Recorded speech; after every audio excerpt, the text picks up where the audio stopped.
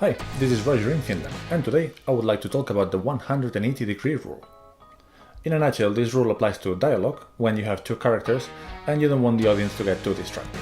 So basically, if you have one character here, the other one there, you have one line between them and you place the camera either in one side of the line and you keep it that way for the length of that dialogue.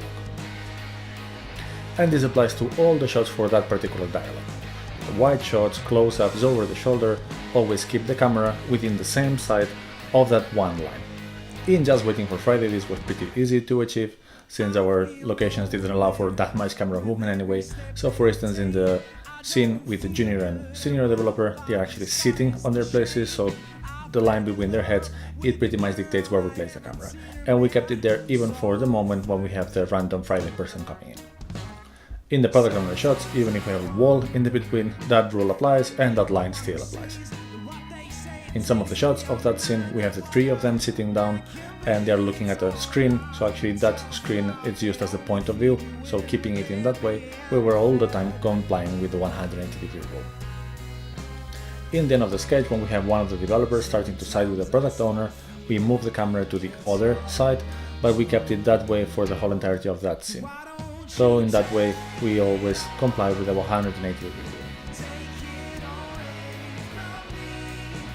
In the documentation board sketch, it's pretty much all the same, so it was very easy to do. We have the two main characters, in this case Anna and Paige, they are sitting in front of each other, so that dictates what is that invisible line.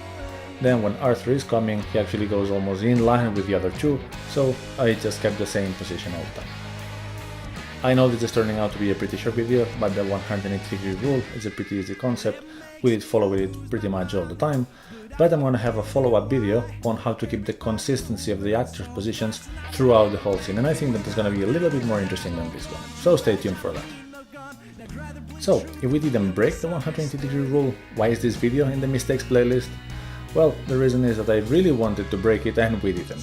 There is one really cool way to break the rule, and that's when you have an over-the-shoulder shot in a dialogue, and the character that you see the face, it's actually having a really big change of heart. Then the camera actually moves behind the other person, and when you see the main actor again, after you have broken the 180-degree rule, that actor is totally in a different state of mind. So by breaking the rule, you let know the audience that something has drastically changed.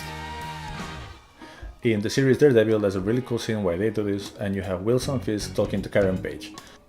What we see is Karen Page's face over the shoulder of Wilson Fisk, and at the beginning she's looking a little bit more weaker and a little bit more careful, but then at some point the camera moves behind Fisk, then we see the other side of Karen's face, and then she turns in a really aggressive, threatening mode. The change of character is helped visually by the break in the 180-degree rule, and that's something that I really wanted to do, but we somehow forgot. Alright, I hope you liked this video. If you did, please like and subscribe. We'll see you next time, guys.